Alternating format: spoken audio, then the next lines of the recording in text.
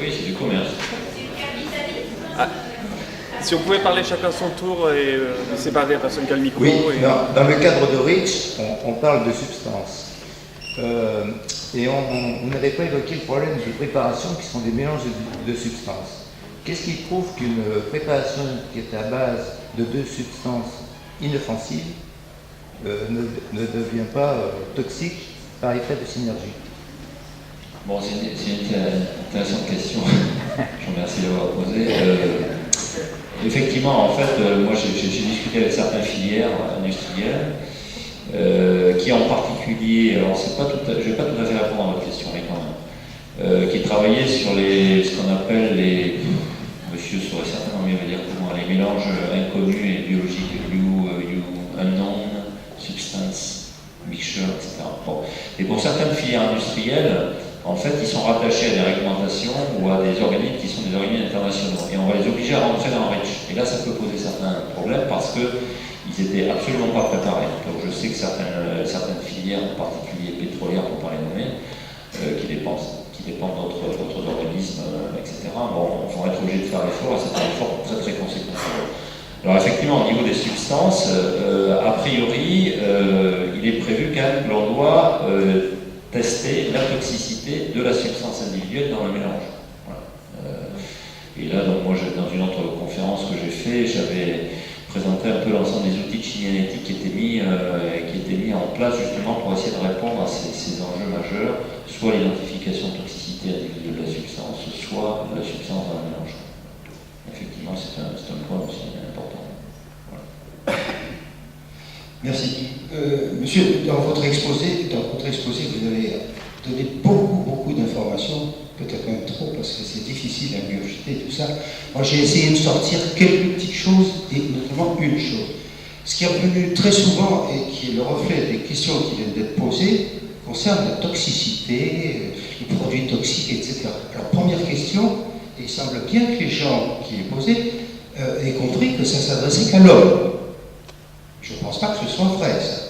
Parce que la toxicité, c'est aussi pour les animaux, pour la végétation, plus acide, etc. Les animaux, vous avez cité un exemple tout à fait probant, hein, les microparticules de plastique ingurgitées par les animaux, c'est la toxicité. Deuxièmement, cet aspect-là aussi revêt des notions de graduation. Il y a des toxicités qui ne sont pas forcément nocives d'une façon létale, si vous voulez, pour être brutal. Et puis par ailleurs, vous avez des toxicités naturelles qui existent. On parle des vaches, par exemple, qui distribuent allègrement dans le monde entier du CH4, du méthane. Voilà. Alors, simplement pour cette petite notion de toxicité, ça concerne quoi? Est-ce que ça se concerne que l'homme? Ah non, ça concerne l'ensemble des organismes biologiques qui sont capables de répondre à une exposition d'un contaminant chimique, enfin d'un produit chimique, d'un toxique, parce que justement on fait la différence entre polluant et contaminant. C'est une définition qui est de 1971. Un contaminant, ça peut être une substance qui va être présente dans l'environnement sans avoir aucun effet délétère, ça peut exister. Et un polluant, c'est une présence qui va effectivement être un contaminant, mais qui va avoir un effet délétère, un effet toxique. Donc effectivement, ce que j'ai présenté, ça s'adresse à la fois à l'ensemble des espèces qui peuvent être dans les écosystèmes, hommes inclus. Voilà, hommes inclus. Moi, je ne suis pas un spécialiste de la toxicologie humaine, si vous voulez. Bon, je suis plutôt un spécialiste plutôt de l'écotoxicologie, donc j'ai travaillé sur les bivalves, les vertébrés marins, on travaille un peu sur le poisson, etc. Mais bon, c'est toujours le petit bout de la lorgnette. Il y a aussi tellement d'espèces très différentes. Vous avez aussi, vis-à-vis d'une exposition à un produit chimique, des comportements qui peuvent être totalement différents en fonction des espèces, et même certaines espèces que l'on croit très très proches. Et puis il y a des choses aussi qui sont très très surprenantes. En particulier, vous voyez, bon, on avait travaillé à une certaine époque, il y a 20 ans de ça, j'avais travaillé sur les perturbateurs endocriniens sans trop le savoir. Et on avait travaillé sur un espèce de poisson qui était l'esturgeon. En effet, l'esturgeon, globalement, en termes d'évolution, c'est un poisson qui est très très peu évolué. Et donc en fait, il n'y a pas du tout les mêmes capacités de métabolisation, de biotransformation que peuvent avoir d'autres poissons qui sont plus évolués dans les chaîne alimentaire. Donc résultat, c'est un poisson qui en fait était très très sensible à certains produits chimiques parce que justement il n'avait pas ces capacités à pouvoir les extraiter, les métaboliser, les dégrader. Bon, et là, vous voyez, c'est des choses. C'est-à-dire très très rapidement, il faut repartir dans des fondamentaux. Et ça me fait penser à quand on a commencé à parler de ce perturbateur endocrinien. Je me rappelle que la Commission européenne en 2002 avait monté très rapidement un séminaire parce qu'il s'était dit on ne peut pas rester à côté de ce problème-là, il faut à tout prix qu'on lance un programme de recherche en dehors de nos programmes cadres, parce que bon, on dit toujours que Bruxelles c'est très technocratique, etc. Et c'est vrai que quand il lance un programme cadre de recherche et développement, c'est quelque chose qui va s'étaler sur 4-5 ans, avec des programmes indéfinis, des sous-programmes, etc., etc. Et là, en fait, ils avaient été sommés par le Parlement européen, donc les députés européens, que nous disons, de mettre sur place un programme. Et moi, ce qui m'avait un petit peu marqué à l'époque, c'est qu'on s'était retrouvé une centaine d'experts à Stockholm pour parler des perturbateurs endocriniens, et en définitive, eh bien, parmi tous les gens qui étaient là, et c'est vrai qu'on parlait plutôt perturbateurs endocriniens au niveau écosystème, on n'avait que 3 spécialistes de l'endocrinologie humaine. Et souvent, mais pourquoi? Parce que ça, c'est la science, c'est-à-dire que quelque part, c'est moi, chimie de l'environnement, qui détectais un jour des molécules qui potentiellement étaient des molécules perturbateurs endocriniens. Et je ne connaissais pas forcément, je dirais, toute l'endocrinologie associée. Par exemple, quand j'ai voulu essayer de voir qu'est-ce qu'on connaissait sur les systèmes endocrines chez les moules, je peux vous dire, je suis tombé sur des publications scientifiques qui allaient de plus de 7 en plus de 7, de boîte noire en boîte noire. Donc là aussi, à un moment donné, on tombe aussi sur la science. Et ce que je veux dire souvent, c'est que c'est à la fois la connaissance, mais aussi c'est la non-connaissance. Et souvent, on se retrouve en face de pans entiers de choses qu'on ne connaît pas, qu'il faut déchiffrer, qu'il faut débroussailler. Et ça, je crois qu'il faut aussi il faut être humble par rapport à ça. C'est-à-dire que nous, scientifiques, on sait des choses, mais on progresse aussi fortement dans l'inconnu, et il y a des choses, quelquefois, on n'est pas capable d'apprendre comme il faut. Et ça, il faut être humble de ce côté-là et le reconnaître. Voilà, je ne sais pas si j'ai répondu complètement à vos questions, j'étais un peu plus loin.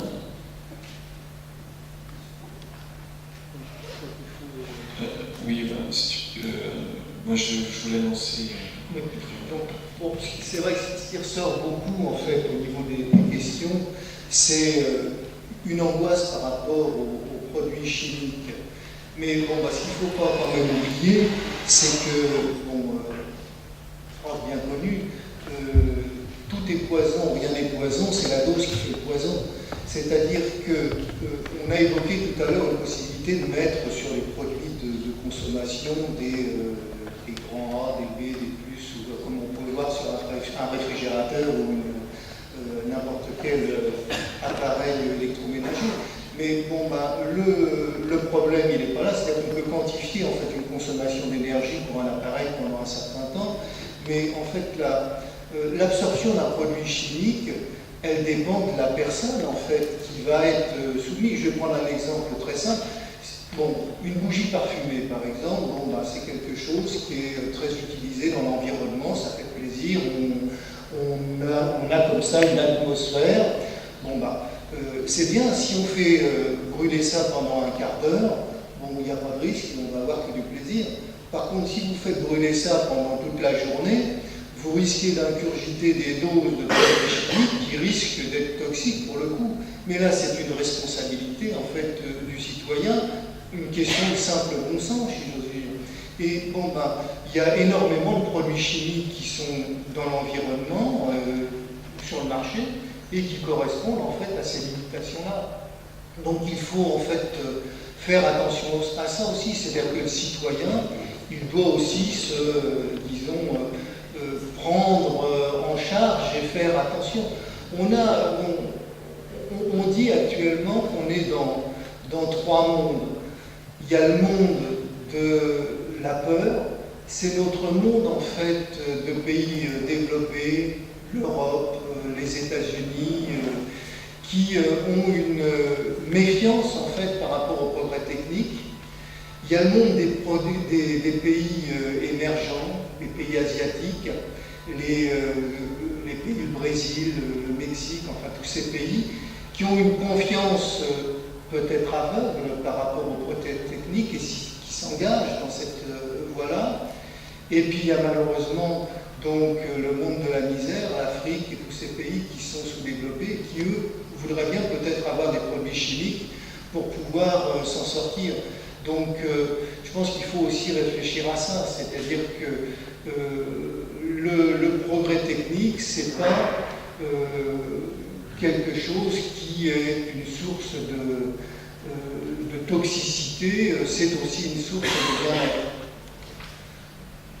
Donc c'était le mot de la fin. Enfin, le mot de la fin. Alors, avant d'abord d'annoncer le programme prévisionnel des Jeudis de l'environnement de l'année qui vient, je pense que nous pouvons remercier chaleureusement votre invité. Si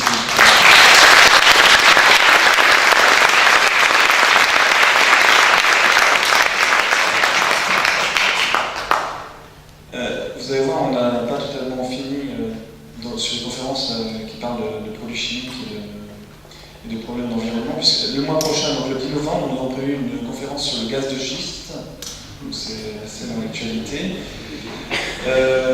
En décembre, le 8 décembre, on a deux sujets, pour l'instant c'est pas encore tranché, ça sera soit un sujet historique sur l'hygiène au 19e siècle, soit l'histoire d'une catastrophe sanitaire ou d'un scandale sanitaire, c'est un peu à vous de décider, qui est celui d'un pesticide qui est le chlordécone, son utilisation dans les bananes aux Antilles. Le 12 janvier, on abordera les conséquences de la marée noire du golfe du Mexique. D'accord. Le 9 février, on en a un petit peu parlé tout à l'heure, on parlera de l'air intérieur des maisons et de tous les micropolluants. En mars, on sera un an après Fukushima, donc nous reviendrons sur le nucléaire, voilà. Et voilà, et puis on n'a pas trop de sujets ensuite. Je vais laisser la parole à Amélie Zanetti. Voilà, donc comme annoncé sur le programme, pour ceux qui le souhaitent, vous pouvez donc maintenant visiter le laboratoire de Lavoisier qui se situe donc dans les collections du Musée des Arts et Métiers, un instrument scientifique au deuxième étage, pardon, pour ceux qui connaissent les lieux. Alors c'est pas très grand comme espace, je dirais qu'à peu près 30 à 40 personnes, ça devrait pouvoir être possible. Le rendez-vous c'est à l'accueil du musée pour ceux qui sont arrivés par le musée, et Laurent qui fait la visite est déjà sur place, il vous attend. Merci et très bonne soirée.